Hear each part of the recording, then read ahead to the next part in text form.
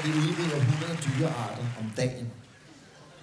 Det er selvfølgelig ikke nok, men jeg synes, det er et sted at starte. Nå, men herregud, altså, vi rydder op. Det er det, vi gør. Har til at være. I gamle dages Danmark, der var der jo vildsvin og ulve og urokser og hulebjørne og sabeltandede tiger, og nu er her vips og myg.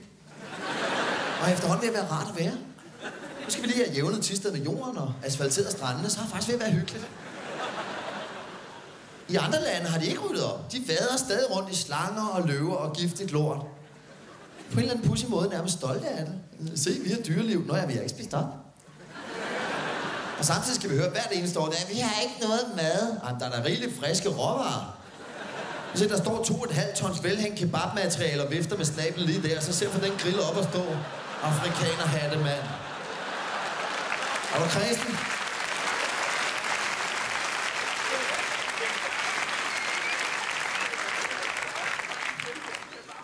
Pandabjørnen er ved at uddø. Ja, men den gider ikke at formere sig i fangenskab. Skal vi ikke bare sige det dens egen skyld?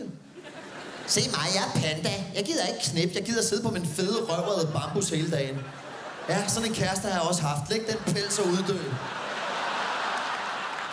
Hvor dum er du også? Undskyld, jeg spørger din sort-hvid vaskebjørn wannabe bamseluder, mand. Hvor dum er du at kamuflere dig i sort og hvid? Du bor i en herregrøn skov. Er du dum? Har du troet, det ville gå godt i længden? Ja, hvis jeg bare sidder helt stille, så tror de nok bare, at jeg er et superoverflag. Tror jeg ikke. Så må du dø, hvis du ikke kan lære det på andre måder.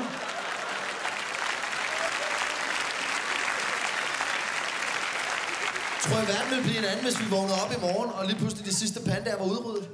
Bortset fra, at der ville være en 16-17 kineser, der pludselig gik i nogle herrebladede frakker. I don't think.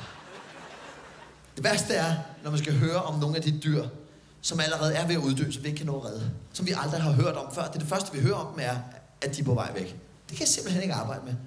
Vi stoppede på strøget af en fyr med en raslebøs. Den indokinesiske humlehajer er på retur.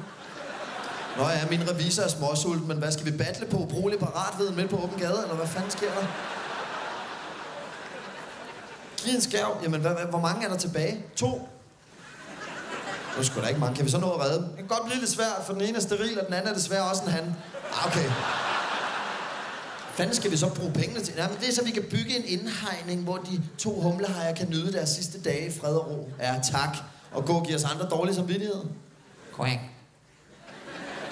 Jeg har slået alle vores venner ihjel. Quack. Kig godt på disse fjer. Det kunne blive sidste gang, du så dem. Quack. Au, mit hjerte. Nå, jeg var bare træt. Quack. Den indokinesiske humlehajer skulle bare have været tidligere ude. Den skulle have gjort opmærksom på sig selv, mens den stadig var der. Du kan ikke komme til en fest og vide, du går efter 2 minutter, og så går rundt til 70 mennesker og giver hånd. Og siger, hej, jeg hedder Anders, og så skrub af bagefter. Så er du narrøv.